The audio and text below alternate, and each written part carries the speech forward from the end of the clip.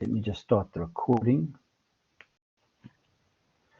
And welcome. I see we got Minka, Shanice, Ilana, and Kiara. My first question I want to ask you guys, firstly, just to confirm you can hear and see all right.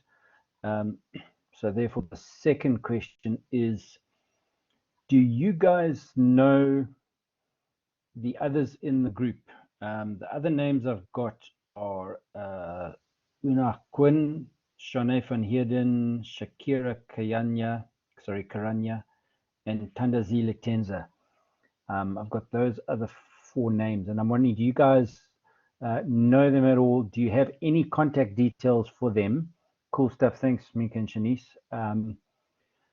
If you have any contact details for them, can you send me either if you've got their own kind of Gmail address or some other personal email address that's not a Varsity College address, and also possibly a cell phone number. Now, I know there's probably restrictions around POPIA Act and so on and releasing phone numbers, or if you know of them and you're worried about that, then contact them first if you can get hold of them and say, Tim, the facilitator, is wondering if you've heard from him. Can I send him your direct cell phone number and whatnot? So, because so far it's only you four people who have responded to my emails and joined the WhatsApp group, if I recall correctly. So it would be really great if you can get through to me. Thanks, Minka. I really appreciate it, because it just okay, Tanda's having network problems. Yeah, okay. Let me just double check who I've got on the group. So in the group so far are, so it must be 5. It's Ilana. I'm just looking at other names. There's Kiara, Shanice, and then there's a number. It's the 079283. That will be Minka. Thanks. The other number I've got is 073695 6897, and I'm not quite sure who that is. Maybe it's Tandazile. But if you could just confirm with me those a name and number, it would help me to contact them directly, because I'm just worried there might be some students in the group who haven't, because the system is down, haven't bothered to or worried about checking their, or haven't been able to get into the Varsity College system. And obviously the Varsity College system is not up and running properly. And that's a related question. Do you guys have, I'm assuming you do not yet have access to this module on VC Learn. Is that right? You don't have access? Because I don't. Cool, Ilana. Okay. Shanice, you don't have access as well. So yeah, well, that's just confirming then that module hasn't yet been loaded. And trust me, I'm as frustrated and annoyed as you are. And the basically the dean, if I can call her that, the lady who's in charge of the online, certainly in charge of or coordinates the online facilitators, the online tutors. She is, I haven't spoken to her, but reading between the lines of her emails, she's exploding at the situation. So, so internally, Varsity College, I think, are probably pretty worried about stuff.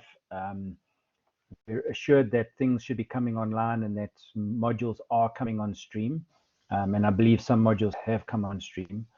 But the point of this is to get going and make sure that we can get in touch with people. 079695 is Tanda. Let me just see here. I'm just going to write this down. 073695 6897. Yeah, sorry, I'm just checking. Thanks. Yeah, that's the other one on the WhatsApp group. So Tanda's responded. That's great. Tandazile. So it's just the three. It's Una Quinn, Shanae van Heerden, and Shakira Karanya who I've had no response from, and I would obviously like to get in touch with them. So you can either DM me, direct message me on WhatsApp, or email me. My email address is tnapier@iec.co.za. Well, no, iec.ac.za. And I've got an auto forward on that email address that comes to my own email. Before we get going properly, are there any questions or comments, any queries from any of you guys? You're welcome to just unmute and chat.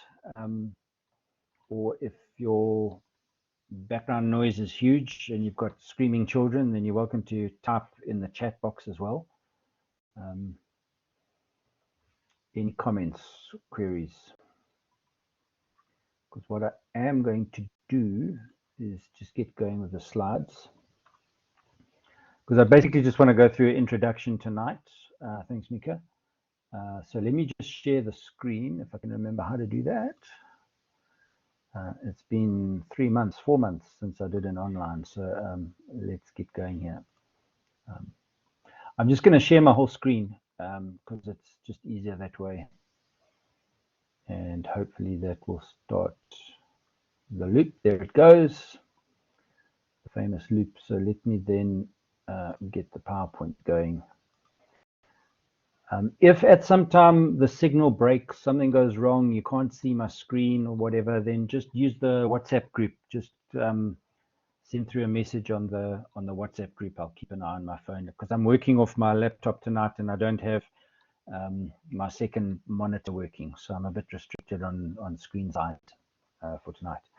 So welcome to the module, and it's good to have you with us. And I'm looking forward to this time. And just to confirm things, it's me, and you can see probably on my mugshot as well, and the camera on.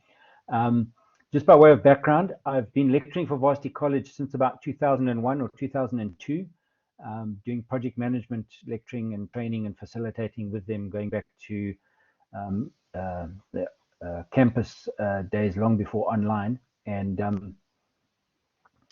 so yeah, in fact, this is giving away my age and so on now, is I think my first lecture or two, I actually used the old-fashioned overhead projector with overhead projector transparencies, which some of you might remember from primary school days, if that's even the case. So online didn't exist and data projectors didn't exist, etc., etc. So I've been a long time with them. Prior to that, well, firstly, I was fortunate to get to university after school. By the way, I'm from Durban. I'm a Durban person. I now live halfway between Durban and Pietermaritzburg on the Comrades Marathon route. And yeah, I was fortunate to get to university after school, did a BCom and honors in personnel HR management. And then I ended up almost by accident working for about 10, 11 years for a small firm of consulting traffic engineers. And so we did a lot of project-based work there, public transport policy projects, road safety projects, a range of different things. And I worked for them full-time employee for about 10 or 11 years. And then I worked for another 7 or 8 years for them on a contract basis on varying projects from time to time, but not full-time, not an employee any longer. So worked with them over that time. But in the last nearly 20 years now, having left full-time employment with them, I've gone into this sort of training work more full-time and to work with a variety of clients on training side, etc., etc. Sorry, just let me check one thing here. Where's my thing gone? There it is. Sorry, I'm going to actually switch my camera off just to save with bandwidth and so on. Now, where's it gone? There it is. Okay, cool. Just needed to save on bandwidth. So let me go back to the projection. So yeah, what we did, so really what I've been doing over these last 15, 20 years is training work like this. I work for Varsity College, as I've said, for many years, both on campus and now online. And I do a lot of short course training for other training providers. I've been fortunate to do a little bit of training elsewhere in the world, project management and other things, mainly in the Gulf states, like UAE and Saudi Arabia and Kuwait. So fortunate to get to that part of the world. So yeah, a kind of a project-based background, not your stereotypical construction projects, but certainly because projects apply to, you know, all sectors and all industries. Projects happen across the board. Yeah, I'm just trying to think if there's anything else applicable to my background. I am married to a wonderful lady who happens to be an architect. So from a project point of view, I also get to hear her horror stories and the hassles she has to deal with on projects. She's actually no longer really a traditional design and build architect. She's actually a heritage or conservation specialist dealing with old buildings and preservation of old structures, and dealing with that sort of thing. So that's her line of work. And then I have a daughter who's nearly 18 years old. She's in grade 12, doing matric this year. And I have a boy who's 13 years old and finishing off primary school this year. So he's full of nonsense. So all my problems that I'm having at the moment are normal, healthy problems. You know, healthy, happy family, and life continues. I'm sure you guys are quite busy. And because the group is small, I actually wouldn't mind just quickly going around and asking you guys, would you mind just quickly introducing yourselves? Let me just stop sharing for a second and go to the group. Can you just, in literally 30 to 60 seconds, tell us, nah, you can't claim you're too shy. Just literally in 20 seconds, say, hi, my name, and this is where I'm from and the sort of work I do. I'd love to just quickly hear from you. Minka, let me start with you because you were signed in first.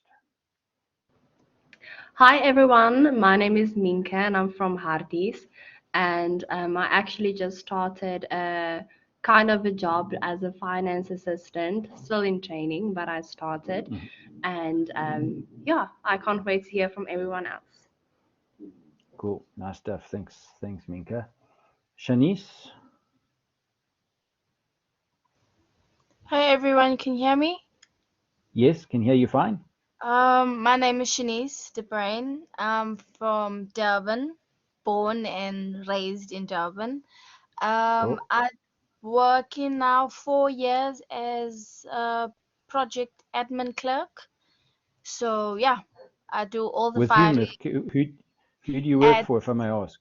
TGS and engineering company.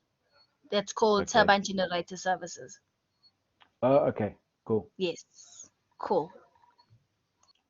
Well, great to have you on board. Thanks for letting us know. Kiara?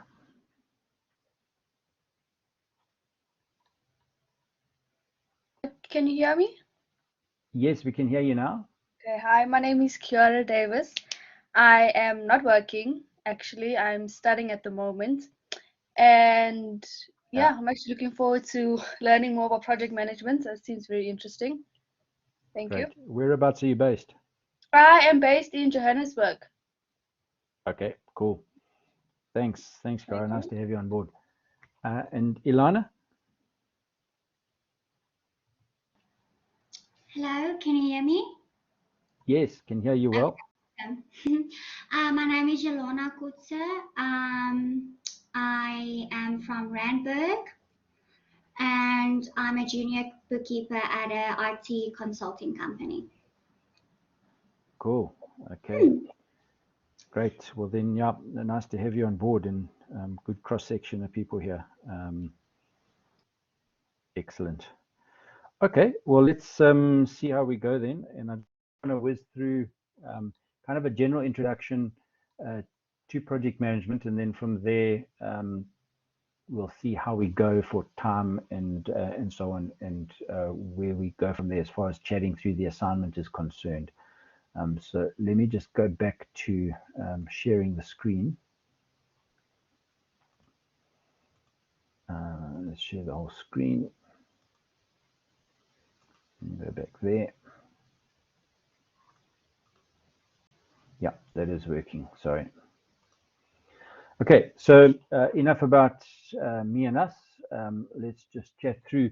In terms of expectations for the course and my expectations, it is a self-learning course. So my job is not to lecture through the material. And in fact, Varsity College has given us instructions as online tutors. We are not allowed to lecture through the material. They said you are not a lecturer. You're not permitted to provide kind of weekly lectures and go through everything in detail. This is an online course. It's a self-learning situation. You've got to work through the material, through the stuff in the textbook and so on. So our online sessions that we're going to have are really just for questions and discussion. And I will cover some of the critical things, and I will also certainly focus and emphasize a great deal on the assignment. So your job is to come to these sessions with lots of questions, any queries you might have. You're also welcome at any time on the WhatsApp group or through email to ask me any questions you want to about the content of the course. Okay. As far as accessing the material and so on is concerned, I can't help directly. You know, if you've got an issue with registration or fees or something like that, obviously that would go through VC Assist, and you would log a ticket with them, as they famously say. But as far as the course content is concerned, please contact me pretty much any time. And yeah, we learn from each other as we go through the stuff that we're doing. So keep up with the reading and process that.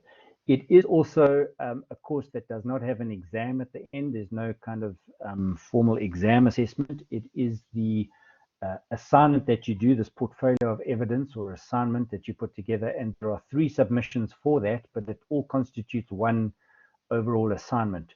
And so I will focus on that and on working through the stuff for that. The textbook, I'm hoping you have the textbook. From my side, it's not absolutely compulsory that you have it, but the course is fairly largely based on this. But also, I'm not going to stick desperately closely to this, but that's the cover of the textbook. It's project management from kickoff to close it out, and it's got 4 or 5 authors, so it is not. The author is not Edge Education. It is the authors are listed inside. Let me just take a note here. Somebody did make a comment, so I just want to ask. Okay, you've got the textbook. Thanks, that's great. Okay, so that's the correct textbook that you need to get your hands on. Then the breakdown of the course, as I've just said, there's no exam. It's an assignment. Portfolio of evidence, and the way the marks are broken down. Firstly, you've got ICE tasks, and ICE tasks, I haven't yet issued any. I will, hopefully, I'm going to give it a few more days to see if our module comes on stream. If it does, then I will issue all of the ICE tasks. But if we haven't heard anything by the end of this week, then I will start kind of emailing ICE tasks through to you to do. The ICE tasks that are typically set are very short and simple. In fact, the last 2 years when I've been facilitating this course, 4 out of the 5 ICE tasks have been very short, simple, 4 or 5 or 6 question multiple choice quizzes. Just a quick quiz that you do online and submit your answer. And it just makes you look through the course material.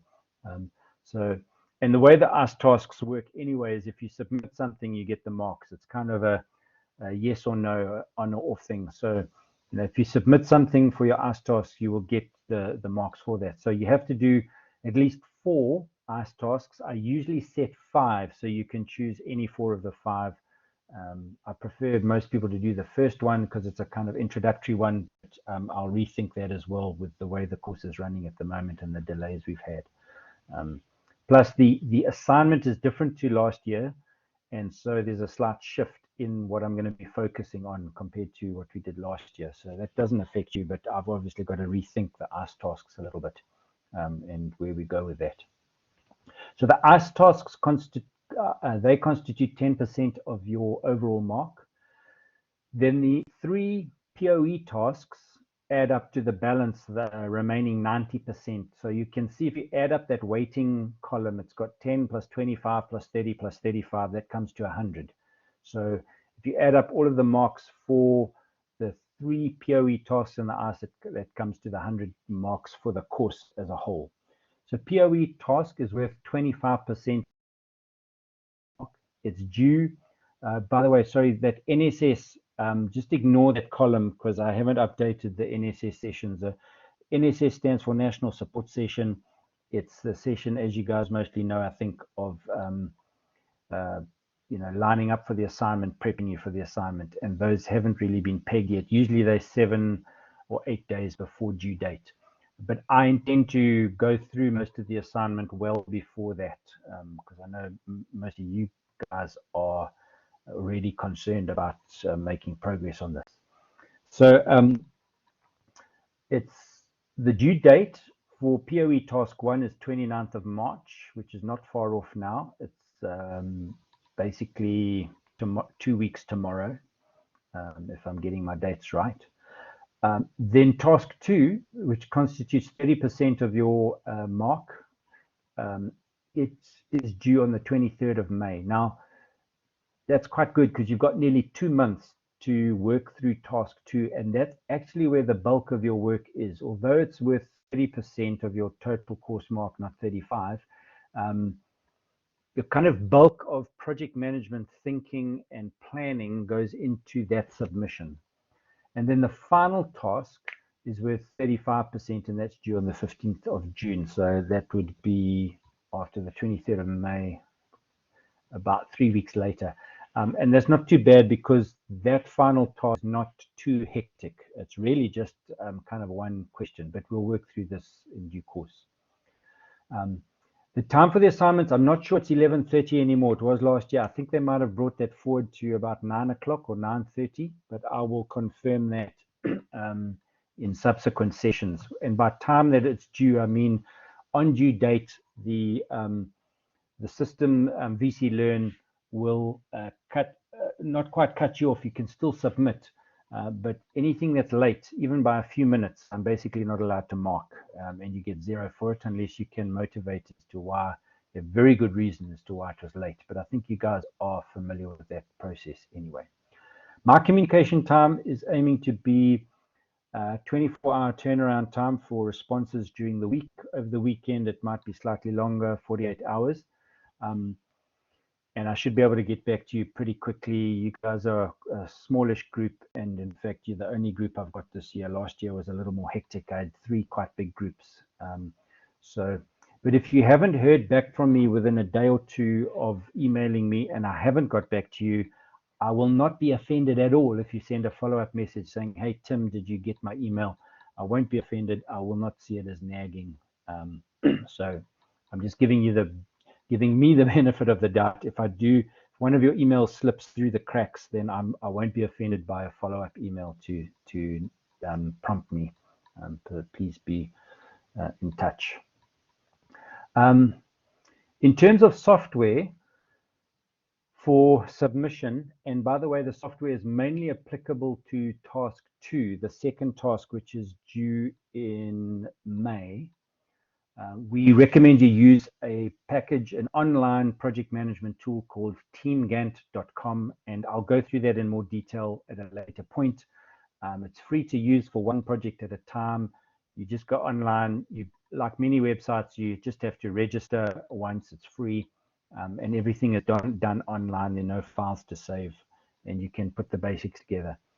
If, however, you do have access to other software, particularly MS Project, Microsoft Project, or what's now called Project Professional, and you've got access to that by some chance, either through work or you've managed to get, and you don't need to confess this, but if you've got a pirate version of it, for example, then you're welcome to use MS Project to submit your Gantt chart and stuff in your network diagram using that. That's kind of first prize. But please do not go and buy MS Project. Don't go and buy it. It costs close to 20,000 Rand for a single user license. So if any of you have got either a very good bank account or a very rich uncle, don't waste their money, please, or your own money going to buy this package just for this course. It is completely unnecessary. You can use Team Gantt, and we use it for all of our project management courses at Varsity College. So please use Team Gantt. I'm just saying, if you want to use MS Project and you already have it or have access to it, you're welcome to use that as well. And it's, in my view, a slightly better way of doing things. But it won't affect your marks in what you submit, so don't worry about that. Then, if you guys have been around Varsity College in the last year or two, you know we have a very serious approach to plagiarism, to referencing, and I will probably say more about this at a later point, but I want to emphasize plagiarism and referencing are taken very seriously, and if you do submit something that doesn't meet the standards, I am forced to remove marks and to, if necessary, if it's a serious plagiarism offense, then you'll basically be reported to Varsity College and have to undergo a hearing, and you risk possibly being, thrown off this course and possibly thrown out of Varsity College as a whole. So I'm just making it very clear that there are strict guidelines on this. This is a tertiary institution, it's a university institution, and referencing and plagiarism are part of the territory of being in a tertiary institution. When you study at a university, it's expected that you operate at the level of referencing your works and researching your projects in a disciplined and robust way, and in a way that respects the authors that you are utilizing. So there are there are very many resources to guide you on referencing and plagiarism. There's also good guidance at the beginning and towards the end of every assignment that you get given. In fact, the assignment handout, there's very clear directions at the beginning on the first couple of pages around, there's the referencing rubric, what constitutes correct referencing, and there are videos to watch, etc., that would give you guidance on that, produced by Varsity College, and what the expectations are. So just to quickly run through what I've written on the screen here, if you're basing your answer on source material but not directly quoting, you must paraphrase into your own words and then give in-text referencing. You must provide in-text referencing within your assignment and your POE submissions. And writing stuff into your own words, please use your own words. Do not use a paraphrasing tool online. It's very obvious to spot. I had a number of students try and do it last year, and it's just very clear that a bad computer has rewritten sections that they've copied from the textbook or whatever. Please just don't do it. It's not worth it. In fact, the amount of time it takes to process that and check it and so on, it's probably just easier to put it into your own words directly.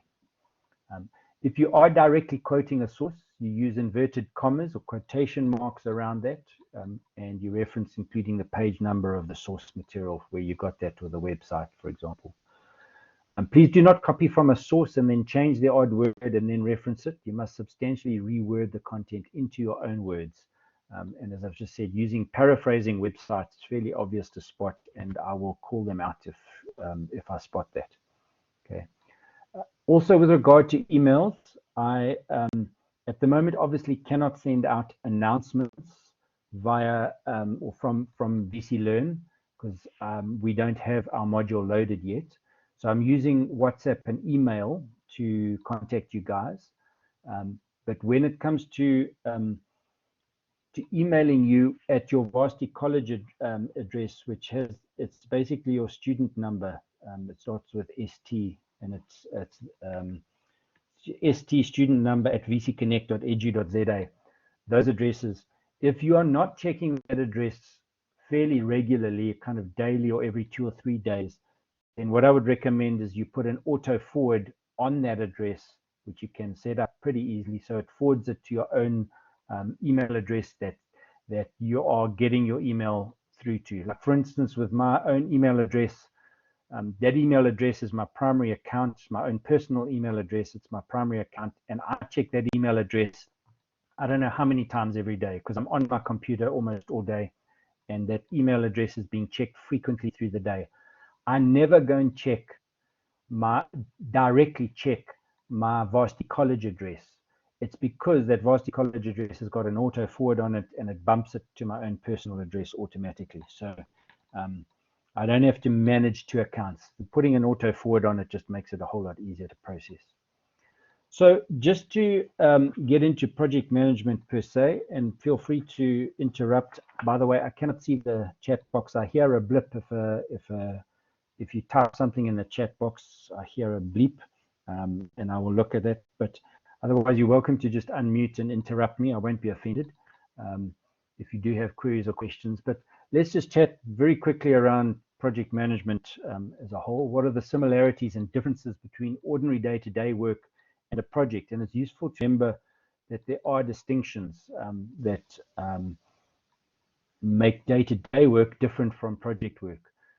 Some of the more obvious ones in terms of, or certainly similarities, day-to-day work and project work both work under pressure. There's often deadlines on day-to-day work, but it has a different feel to it.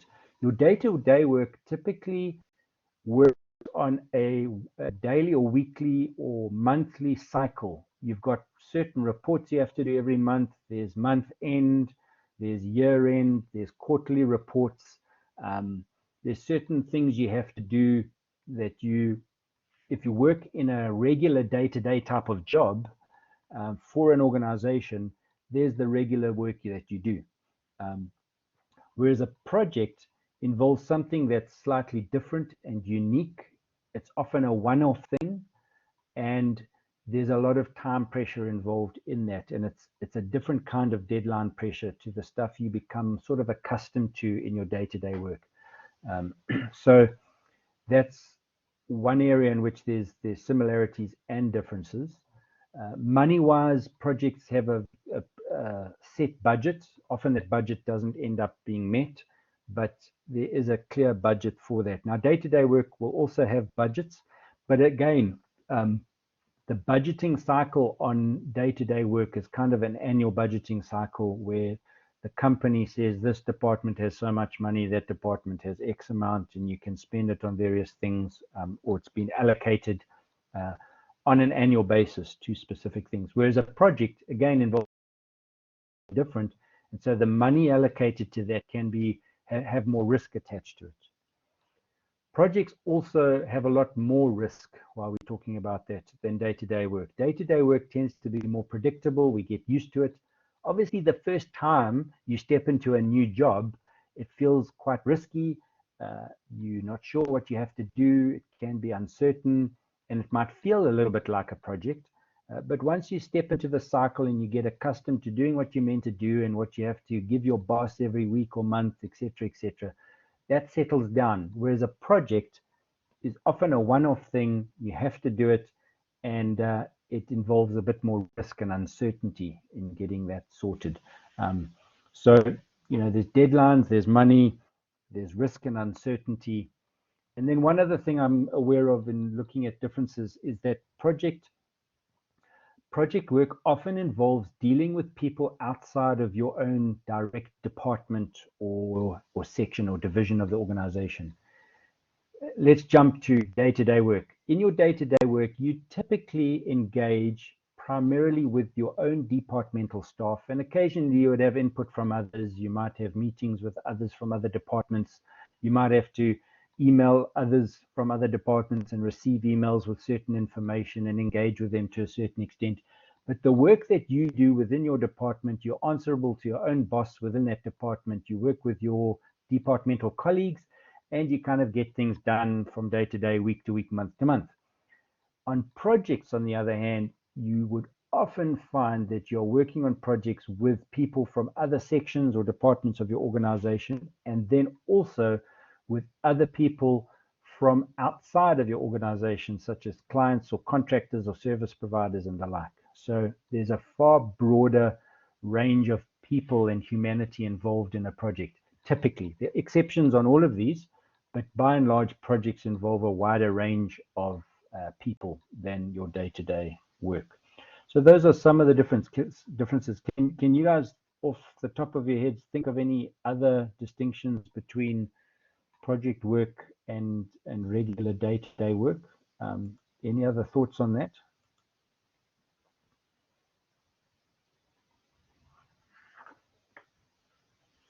If you think of something, then just type it in the chat box if you want to. That's fine. Okay, so defining a project. Project is, and this is to use some definitions from a couple of the source books, the textbook and others. It's a temporary, well-planned undertaking by an organization or individual to develop some kind of deliverable, whether physical or intellectual, or to facilitate the transition from one state to another. So a project, it's temporary, which means it's got a start date and a finish date. A project's going to come to an end. It's well planned. The project needs careful planning because it's often something new and different and unique. And it's undertaken by an organization or group of people or even an individual to produce some deliverable. Or if not a deliverable, to bring about some change from one state to another. So that's a nice broad definition of what a project might be. Here's another textbook that we used from a couple of years back, Guido and Clements, and they write it's an endeavor to accomplish a specific objective through a unique set of interrelated activities and the effective utilization of resources. So it's using resources well through interrelated activities to get something done, a specific objective accomplished. Okay, so and it's a unique set of linked activities. By unique, it means it's not something you do every day. It's not a typical thing. Now, just going back to this element of uniqueness and day-to-day work versus project work. If you're a builder and you build different homes and houses or small office complexes or whatever it might be, every job that you get is a new project. It's a unique project. And although you're a builder and you're accustomed to building, each task that you undertake or each separate client you have represents a new project because what you're building is something different on a different site, different constraints, different budget, different clients that you're dealing with, and their design requirements might be completely different from a standard 3-bedroom house with 1 or 2 bathrooms to a mansion in a golf estate with all the bells and whistles. Those are very different projects, and you as a construction manager, construction company would handle those differently. So that's project-based work. Let me compare that to a construction agent, a construction company who build RDP houses, for example, and they get a contract from government to build 200 RDP houses. That as a whole, building 200 homes, RDP houses, is in itself a project, but each house that they build is not a separate project because it's the same design, the same pattern. It might be small 2-room or 1-room places with a bathroom and a small kitchen, and it's a standard government design RDP house, and they just have to produce one after the other, or they might be building 5 or 10 at a time, and it's just the bog standard process. Now that actually, as a builder, becomes your day-to-day work. It's not project-based in the sense that we mean by a project of something being unique. So I hope that kind of makes the distinction clearer. If you are doing project work, but actually it becomes very repetitive and you're doing the same sort of thing from month to month with probably the same client for a very similar budget and with a similar time span, and it kind of after a while it feels like a sausage machine just pumping out the same stuff, then that's not really project-based work anymore. So just bear that in mind. And then a last definition: it's a temporary endeavor undertaken to create a unique product or service. So again, temporary means it's got a start and finish date, and it's producing something unique. So what are some success criteria for projects? Okay, projects, and this is from the textbook, projects are successful when they meet their budget. Obviously, I'm just going to whiz through these. When their client expectations are met, when there's minimal disruption to the organization. And by disruption, we mean that the project doesn't lead to the whole organization being kind of shut down for a while. So yeah, there should be minimal disruption to the company or the organization or whatever it is, or to the client. Obviously, in some projects, there can be some disruption, and one is mindful of that. But the less disruption there is, the more successful the project is in delivering its outcome with not much disruption. Quality standards must be met. The schedule must be met. We'll talk more about that briefly. Specification must be met, which ties in with the client's expectations. Those are all things that tie in with project success criteria. Let's also look at some project characteristics very quickly. What characterizes a project? And we touched on this quickly or briefly in looking at the distinctions or differences between day-to-day work and project work. But in this case, project characteristics, a well-defined scope. So the scope of work is, by scope of work, we mean what is it that we're going to deliver. So the project scope means the kind of specification or the deliverable, what it is we're going to deliver. And that needs to be very well defined, okay?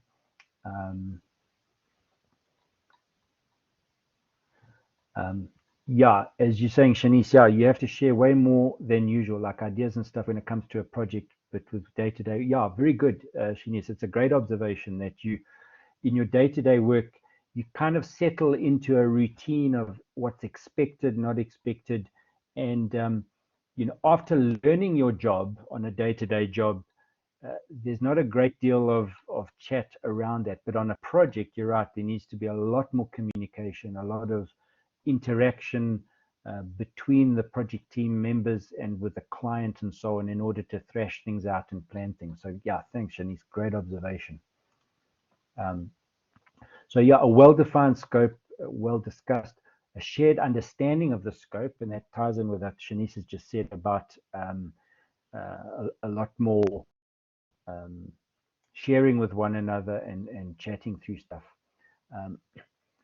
Projects also are dependent to a certain extent on what is called the owner's sophistication. And by that we mean the client,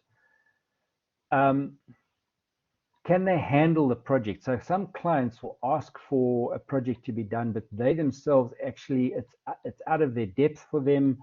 It's something they can't handle. It might be in terms of the size of the project itself, or the budget and the deadline and so on, beyond their abilities, and they're not sophisticated enough in terms of their own structures and abilities and experience to handle that project. So projects need to match. So to give you a silly example that I'm just thinking on the spur of the moment, if you went to a really small town in South Africa, and you got chatting to the municipal manager and the mayor of a little dorp, I'm talking now. So a dorp like, what can I give you as an example? A little place like, say, Ladysmith, or I'm thinking in KZN, a little town like Ishawi or Shepston or something like that, or Scottburgh, one of those little dorps. And you can think of ones that are close to where you are. If the municipal manager and the mayor of a town like that came to you and they said to you, hey, you guys are in construction, we actually have an idea, we want to build an international airport in our town. We think it'll bring more tourism to our town, and it'll improve the visibility and reputation of our town. We think we should build a mega international airport. A small town like that isn't going to firstly be able to, it would be beyond their capabilities to do, firstly, and I don't mean that horribly, but just in terms of their experience of handling projects and construction and so on. And also it would be beyond their kind of capabilities and scope in terms of ongoing running of that, and it would be beyond their budgetary capabilities at a whole bunch of different levels. It just wouldn't make sense. And in fact, if a very small village or town came to somebody and said, no, we want to build something that's like belongs in London or Dubai or something like that, most of us would laugh at that and say, you know, you're just out of your depth. And that's kind of at a very extreme level what I'm referring to as owner sophistication. Is there adequate staffing for the project? Don't get sucked into a project where you don't have the people that are needed for that, because it's very easy to dream and even to plan a project and then realize once it gets going that, hang on, we don't have the capabilities that we thought we had for this. Good projects have a well-established, secure budget. You tend not to get sucked into projects that you don't yet have the money for. A single point of responsibility. I've added that one. It's not in the book, but a prime characteristic of projects, and I want you to bear this in mind, is that good projects are run ultimately by an individual. And by that, I mean there's a single person in charge as the project manager of that project. Let me flip it around and say it differently. Good projects are not run by committees. You can't have a good project that's run by a committee. It just leads to terrible bureaucracy and delays in making decisions. The day-to-day executive decisions that have to be made on projects, the quick decisions that have to be made quickly on the spur of the moment, need to come back to a person. You can't have a committee meeting once a week making critical project decisions. So a single point of responsibility is important. Some other project characteristics: a single purpose or deliverable. It's unique, as I've said. It's temporary, has a start and end date. It's intra-organizational, as I've said. It draws on a cross-section of people across the business and sometimes even outside of the business. Typically, projects are unfamiliar. We're not into unfamiliar territory. Projects involve doing something new and different that we may not have done before, and therefore there's an element of risk in the project as well to get our hands around. They are goal-oriented. We need a focus on the end product and delivering it and getting it done on time and on budget. So project management then, if we looked earlier at the definition of a project, how do we define project management? It's the art and science of bringing together diverse physical, intellectual, and human resources in an effort to accomplish a single task in a well-planned and systematic manner. Let me read that again. It's both the art and science, because it really is that. There's some scientific side to it in the sense of the clear tools and techniques that you can use, good risk analysis, budget tools, time scheduling tools, resource balancing tools. Those are all kind of scientific, mathematical elements to project. But then there's also the art side of it, and that by that we mean there's the management of it, where you are using your experience and your intuition to run the project and handle the people on the project and deal with the client. That is all a bit of an art. And so I like this phrase, it's an art and a science.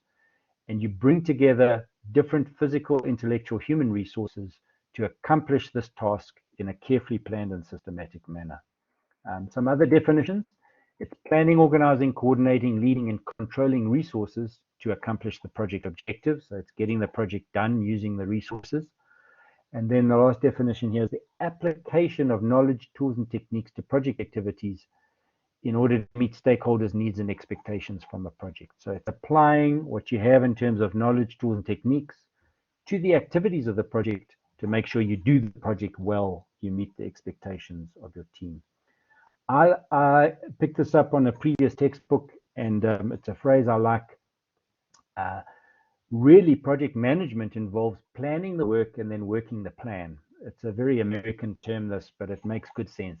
Plan the work and then you work the plan. You make sure the project unfolds according to what you have planned. And that then brings us to what's called the triple constraint triangle. And I want to highlight this for us quickly. Your key elements in a project are these three elements: time, cost, and scope. So what do we mean by this? All projects have a deadline, a time attached to them. They have a cost or budget attached to them, and then there's a scope of work that has to be met. Okay, so there's a specification you have to deliver. There's what it is you have to deliver is the scope of work, and you've got to deliver it. And you've got to deliver that within a certain time and cost constraint. And sitting in the middle of all of this is quality. Obviously, you've got to run the project at a good standard, and the final deliverable that you hand over needs to be of a high standard, good quality, obviously. Now, why this is placed in a triangle, and I don't know if any of you remember your geometry from school, but one of the theorems of a triangle says that the sum of the angles of a triangle always add up to 180 degrees. And so let me elaborate what I mean with this analogy of the triangle. You can squish a triangle around and the angles will always add up to 180 degrees. Whichever way you squish a triangle, it's going to add up to 180 degrees, the angles. What is that illustrating? It's illustrating that these three elements of time, cost, and scope are interlinked with each other, interwoven. And here's the best way to describe it. If you change one of these elements, at least one, if not both of the others, must change. Think about a project where you've planned the project carefully, you've worked out how much it's going to cost, how long it's going to take, and what you're going to deliver. And then the client comes to you and says, oh, by the way, we don't have as much time as we thought we did. Can you finish this project in 2 months less than you have planned for? So you told them the project was going to take a year, and then they suddenly come to you and they say, oh, sorry, we made a mistake. Can you finish this project in 10 months? That obviously constrains your time. What else is going to change? At least one, or if not both of the others. You're going to turn around to the client and say, well, if you want us to do it in only 10 months, not 12 months, that's going to have an impact on the budget. It's going to cost you more. And we might have to take some shortcuts or do less than you wanted to in this project, because we've planned out this project carefully. And to do it in 10 months is going to cut corners and something else has to give. Likewise, if a client comes to you when you've planned out the project, you've costed it and said it's going to cost R1 million, they come to you and say, no, we've only got 700,000. Can you do it for that? You, of course, are going to say, if you're a decent project manager trying to run your own business, you're going to turn around and say, well, how can we deliver the same end product for 300,000 Rand less than we've told you? You know, what are we going to do? It's going to, you know, we're going to have to do it in less time, and therefore we're also going to have to deliver less. We won't be able to get to every site in the country. We'll only visit we'll only visit 6 of the 9 provinces for this project, whatever the project involved. I'm just giving an example. But you hear what I'm saying? The minute you change one of these things, at least one or both the others has to change. So I'm highlighting this is whenever, and this goes for all projects everywhere in any context, whenever a client comes to you or your boss comes to you, usually it's even worse within an organization where you're doing a project internally, and in a sense your boss is the client, and your boss says, hey, I want it done in 2 weeks less. The minute you hear somebody say, we want it done for less money or in a shorter time, or we want more work done for the same time and the same cost. In other words, they change the scope of work and they give you more to do. Anytime you hear that from anyone in a project, you should immediately have a picture in your mind of this triangle, and alarm bells should start ringing, and you need to cross-check and say, what impact is that going to have? So typically this also happens on a thing called, in many projects, called scope creep, where the client comes along and says to you, hey, listen, while you're on site or while you're doing this, won't you just quickly also do that? And can't you just quickly also, you know, it won't cost you that much more, and just sneak it in while you're here. It's not a big problem. And I don't know if you guys have experienced that at all, but in many projects, your client or your boss or whatever will say, hey, look, while you're doing that, just quickly also sort that. Now, if you've planned your project carefully, and you know you're working to a budget and to a deadline, and they say, oh, sort this out as well, please, you know it's going to have an impact on the budget and the deadline. And you need to hear the alarm bells ringing, and you need to turn around to your boss or your client and say, yeah, we can accommodate that, but how are you going to alter your budget for us or the deadline? Because if they are demanding the change, then you've got to push back against that and say, yeah, we can accommodate that change, but you are going to have to accommodate some change in the deadline or the cost or both. Now, I know with your boss, it's quite difficult to do that sometimes, and quite often your bosses don't listen, and they say, well, just do it anyway. And because you're a subordinate and an employee there, you kind of suck it up and move on. That is the reality, and I'm aware of that. But I just want you to be very careful in running projects. And so this goes beyond the theory of and doing the assignment for this course. What I'm describing to you with this triangle is the reality of projects anywhere in the world at any time. And you should take this forward as a principle in running projects wherever you go, this triangle of. Quickly run through the 10 knowledge areas of project management. And these come out of what's called the Guide to the Project Management Body of Knowledge, the PMBOK Guide. This is published by the Project Management Institute, which is based in the United States, but it's the International Institute of Project Management. It's the primary, the main kind of institution of projects around the world. It's become the main project management institution, if I can call it that. So it's the PMI, and every few years they update this PMBOK guide, the Project Management Body of Knowledge. That's what BOK stands for, Body of Knowledge. It's kind of the project management Bible. It's the accepted best practice and knowledge required to run projects well. And they break it down into 10 knowledge areas, which I'm just going to quickly whiz through. There's scope management, which is managing what must be done on the project, making sure that the scope doesn't creep. There's time management, making sure the project is finished on deadline. There's cost management, sticking to the budget and the finances of the project, managing those carefully. There's quality management, ensuring that your project gets done at a sufficiently good standard and to the right quality outcome. There's HR management, managing all the people on the project, your team members, and all the resources that are required in terms of people resources for the project. There's communication management, which is critical for projects, so make sure you communicate well. That's important, that we communicate well. There's risk management, ensuring that you account for all the possible risks in a project, and should those risks come to pass, that you've got plans in place to deal with and cope with those risks. Procurement management, which is buying everything you need for the project, all the equipment, materials, and people. It's buying everything and making sure, and that has to do with contract management, and all the accounting and paperwork of the finances of the project. And then there's stakeholder management. This is a new area. It always was under project management, but it didn't have its own status as a separate area. But stakeholders in a project are important, managing the various groupings of people, community members, politicians, whoever it might be that might have an impact on your project, and managing all of those. And then the last one is what's called integration management.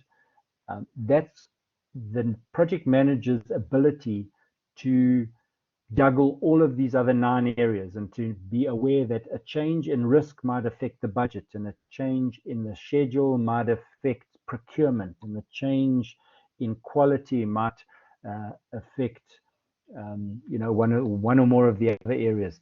And it's being mindful of integrating everything in that a hiccup or a problem in one area has ripple effects across all the others. So that's what we mean by integration management. I'm just going to show this slide quickly. It's the websites for the Project Management Institute. There are also some South African chapters or divisions of that. There's PMI.org. And then you can also get certified through the Project Management Institute, PMI, and become what's called a PMP, Project Management Professional. Any questions from anyone? We cool? Okay. I'm just going to put this on. If you want to go back to the recording and have a look at this, this is just the details for going about getting your certification as PMP. It involves a bit of money, $400 odd. There's a multiple choice exam, and then you also have to demonstrate a certain number of hours of project management experience. So I'm not going to go through that now. We're running out of time here, and I want us to move on. So the life cycle of a project typically involves, as we said, is plan the work and then do the work or work the plan. Those are the two primary phases. But to break it down to a bit more detail, the four main phases of a project is what I call CDEF, which is concept, design, execute, and finish. There's other names for it within the textbook. They use different labels for these four phases, but it's essentially the four things. There's the initial concept stage, where you have an idea and you start thinking about this and thinking, is this a worthwhile idea? Is it feasible? Is it going to make us money? Is it worth pursuing and moving forward with? Then you get to the second stage, which is, yes, this is a great idea. Let's go into detailed design and planning of the project. So it's at that point kind of that the project launches, where you start getting into detailed design, careful thought and planning going into the process. Then you execute the work, which is the third phase, and then wrapping it up, project closure, or finishing the project at the end. So different names: project initiation, project planning, project execution, and project closure. And then in the textbook, they also talk about monitoring and control. That M&E, or sorry, M&C, monitoring and control of a project takes place throughout a project. So it's not really a phase of a project so much as it is a function and a job you have to undertake throughout a project through the other four phases. You've got to make sure you are monitoring and controlling what's going on in the project in terms of time, budget, and quality, and all the other aspects. So breaking a project down into its phases has some benefits. It's more manageable, it's quicker to catch up, it's easier progress reporting, it's not as stressful, and it's more motivational. You can see progress as things unfold and at less risk. I'm going to come back to this later at our next session, perhaps, so don't worry about that. Can I just run through the overview of the assignment? And let me just close it. Is everyone on track so far? I just want to spend maybe another 10 minutes chatting through an overview of the assignment. Now, I hinted, I think, in a WhatsApp message that I would like to have a follow-up collab this week. Are you guys okay for Wednesday night at 7 o'clock?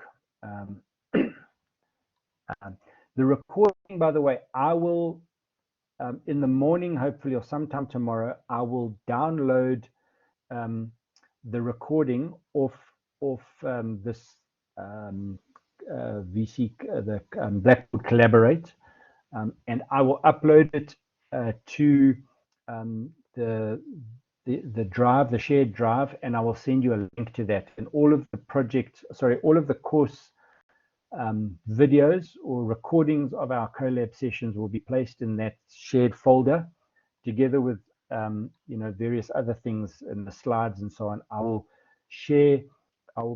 put together a shared folder, and I will send you a link to that folder, so that you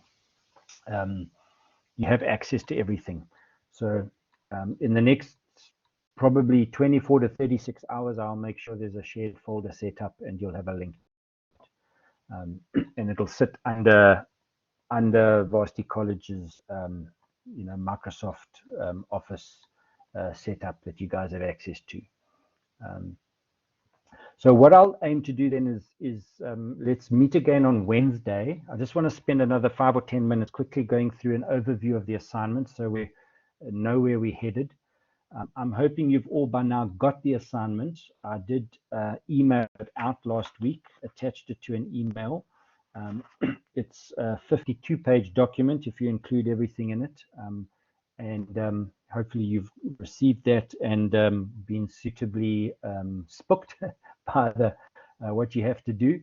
But I will start going through certainly the first submission in more detail on Wednesday night. But for now, I just want to give you an overview and also put your minds at rest about a couple of things, because I've picked up a couple of issues around the assignment that are I'm not comfortable with, and I just want to put your minds at rest around that. So let's just spend another 5 or 6 minutes chatting through this, and then we will meet again this Wednesday, so 2 nights from now. So the whole assignment task 1 and 2 and your final task or task 3, it's all based on a chosen scenario, and you're given 3 to choose from. The first is what's called Information Insight College Expansion Project, and it's basically a small construction project where you're building extra classrooms and facilities for this. Basically, it's a ICT campus of some sort, computer. Okay, so that's the first one you can choose. The second one is the Project Management SA Conference, and that's more of an event than a project, but it's looking at that event and planning it and working that event as a project. So it's hosting and running and hosting basically a banquet for the Project Management Institute of South Africa at their annual conference. The third option, if you want, is to choose your own project, but it needs to be approved by me, and there are some constraints on that, which I'm going to talk through now very briefly. But if you want to choose your own project, I would like you to run it by me first. I'm quite happy with you choosing your own project, but I just want to get some indication of what you're thinking of and whether it's going to be suitable as something to submit for the assignment. Because I've had this experience in previous years, as have other facilitators. We've left it a kind of a blanket thing, choose your own project, and the range is so huge, and people, guys who've had absolutely no experience in projects, choose as their assignment, building a World Cup soccer stadium with, 4.5 billion rand. And that's, it's beyond the kind of scope of the levels of projects we're dealing with here, and at the level we're talking about project management here. So that's why I'd like to, if you want to choose your own one, by all means do so, but just run it by me first, please, and give me your thoughts and ideas as to what you might be wanting to work on. And also just note for option 3, if you're choosing your own project, you may not use a project from, if you've done this course at all previously, if you happen to have done project management before at Varsity College, we're not going to allow you to redo an assignment you've done before. It needs to be either one of these two, number 1 or 2, or your own project, which is a separate, different one. So you need to choose one of these, and you work on it all the way through the assignment, except for the very first question. The very first question overlaps with these different scenarios. And so please, whichever scenario you choose, if it's one of those first 2, read it carefully. There's detail in there that gives you guidance and input as to where to go. So here are the basic, very broad level parameters of each of the projects, scenarios you can choose. Number 1, the expansion project, the construction project. Read the spec very carefully. They give very clear details around that. There's a given budget of 5 million, so that's your limit of 5 million rand. You've got 11 months to construct this, and it must have at least 5 people or resources on the project. In a project like this, you would have a lot more than 5, but they're saying at least 5. Then the event, the banquet at the PMSA conference, the budget for that is 950,000 rand. It's a 6-month time scale, and again, it's a minimum of 5 people. So you need to have at least 5, possibly 6 or 7, or even more people and resources on that project. And then if you're choosing your own project, they're saying there's a budget limit of 1 million rand. So you mustn't work on a project that's bigger than 1 million rand. Also, longer than 6 months of implementation time, and a minimum of 5 people. Now, I'm going to be a little bit flexible on this, in the sense that, if you're slightly above or below these parameters, I'm not going to punish. You're not going to get nailed for, on the last one, if your budget's suddenly 1.2 million, I'm not going to nail you on that. But please don't jump to a budget of 5 or 10 million, or something wildly different. So keep it, on these parameters. And as far as the resources or people are concerned, it must be 5 or more. You must have at least that for your project. So how is this assignment broken down? What are the questions you have to answer? So the first task, which is what's due in a couple of weeks' time, constitutes 25% of your final course mark. Question 1 has to do with project complexity. I'll come back to that. Question 2 under activity 1 is to select your chosen scenario. Now, you have to say why you've chosen. So remember these 3 scenarios that we've just chatted about. There's the expansion, the college expansion project, which is building new classrooms. There's the event, the banquet at PMSA's conference, and then there's your own project. You've got to, on question 111 here, look at least 2 of those projects from a complexity point of view and analyze them. And then based on that, question 1.1.2 is to select it as a result of your analysis in the first question. So based on your analysis, you then select the relevant project. Then using your scenario for the rest of all the questions going forward, you then discuss project phases, which is 1.1.3. That's relatively easy, and it's simple stuff. And you just have to apply that thinking to your chosen scenario. Activity 2 is question 2.1, which is put together a team charter and then do a project charter for 30 marks. So that comes to,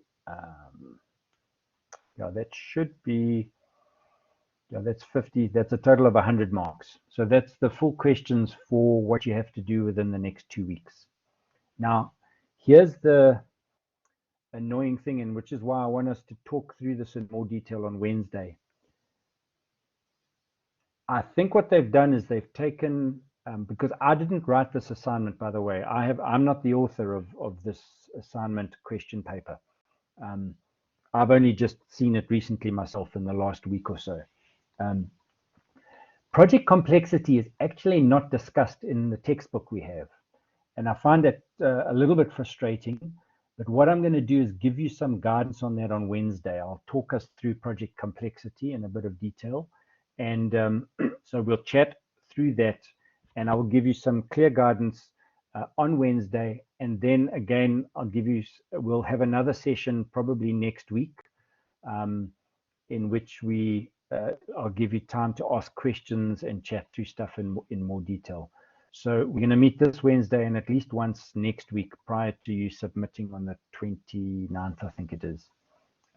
So I will take us through project complexity and give you some guidance on how to respond to that question for that. Okay, so don't panic about that. But if you are digging through the textbook looking for a section on complexity, I certainly can't find one. And if you found one, I'd be interested to know on what page it is, because I've paged through the whole textbook page for page looking for, because the textbook actually doesn't have an index either, so, and doesn't have a subject index.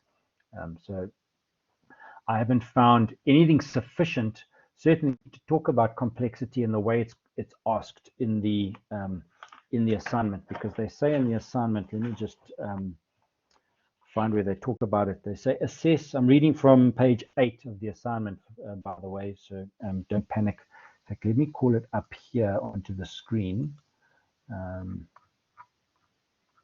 What page? It's page 3. I'm just going to whiz down. Forgive me here. There's the first few questions. I'm hoping you can see what I've got on the screen. Yeah, it says assess project complexity by evaluate project attributes using any 6 criteria from the list below. End product required, life cycle size for cost, life cycle duration for schedule, technology readiness, risk, visibility, tools required, project stakeholders, and authorization. That shouldn't say bias, it should say basis. So they've got a typo there as well. So they say choose any 6 of these. I think there are 8 elements here. 1, 2, 3, 4, 5, 6, 7, 8, 9. There's 9 elements. You can choose any 6 and analyze the project options using 6 of these 9 complexity things. Now, nowhere in the textbook are these 9 elements discussed as such under complexity. So I will take us through that on Wednesday evening and chat through that in more detail. And then I'll also go through the rest of this in a bit more detail. Also, the team charter is not very well covered in the textbook. There's actually not a lot of discussion around the team charter, so I'll also give you specifically some more guidance on that. So, you know, hopefully you can relax a little bit. We'll chat through this and I'll answer whatever questions you might have on Wednesday and give you guidance for that. Then task 2, which is due now in May, towards the end of May, this is worth 30% of the course mark, and there are 4 questions in this section. You have to do a work breakdown structure. Again, I will give you plenty of warning and time and guidance on putting these elements together. A work breakdown structure, which is critical and key for good projects, project budget. Then you've got to provide a project solution, and that's kind of the heart of a project. It's the Gantt chart, it's the main planning tool, and it's there that you would use the project software, which we're recommending you use Team Gantt. If you've got other software you want to use, you know, decent project management software, then by all means you can use it. If you're not sure, just check with me, ask me. So, you know, should I use this? Can I use this software to do a Gantt chart and so on?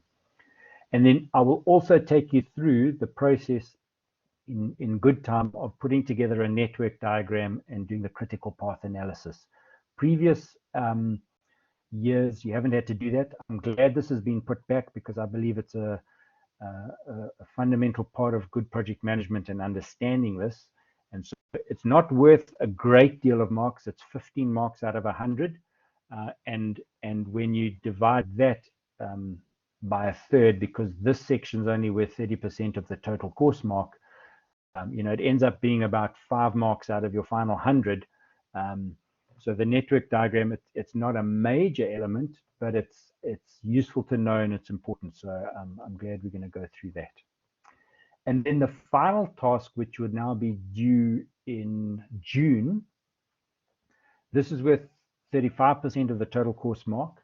And the main bulk of this submission is a risk register, which is not difficult to do. It just involves some work.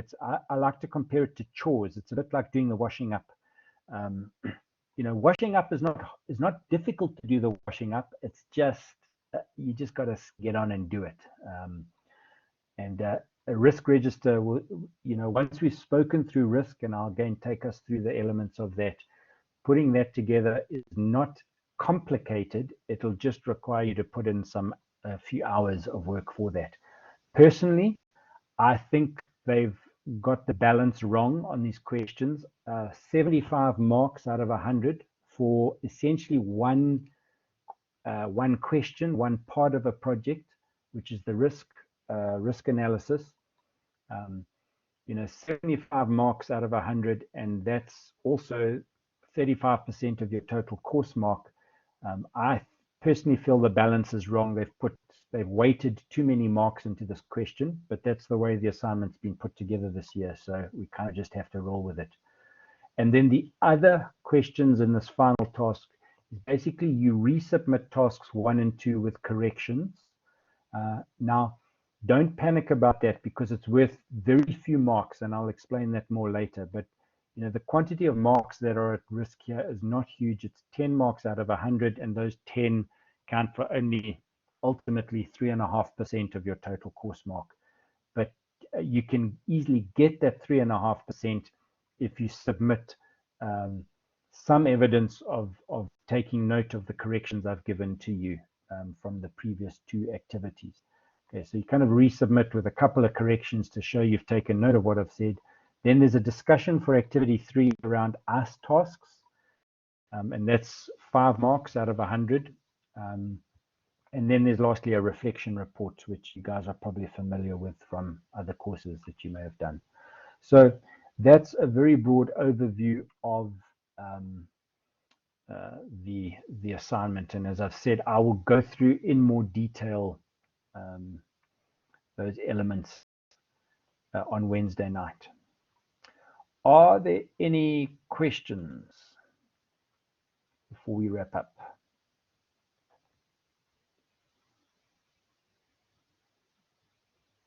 Any comments? Sorry, it's gone on a bit long. I see who's left the building. Okay, yeah, we'll think about it. Have a look at the assignment in the next day or two. Read through it, and I'm certainly going to focus on, on facilitating us towards the assignment submission. And by the way, the textbook has a lot of other sections, and you're meant to read through those other sections and so on in terms of the pacer and keeping up with the reading. What I would do, to be honest, if I was you, I would not go through each and every page of the textbook. It's to know what's there because it's a grounding for project management. But in terms of getting through the course and doing the assignment, read the assignment and then work back to the textbook to what you need to know and understand from the textbook to work well for the assignment. Okay, so yeah, I see Minka has left us already. So let's pick it up on Wednesday night. Let's do it at 7 o'clock again. Come with your questions and we'll chat through at least the first section of the assignment in more detail. Okay, so thanks guys. Thanks for joining us. Appreciate it. And I'll send through tomorrow sometime a link to the shared drive for the recording. So yeah, good night. Sleep well. Don't have project management nightmares. We'll see you on Wednesday. Cheers guys. Thanks.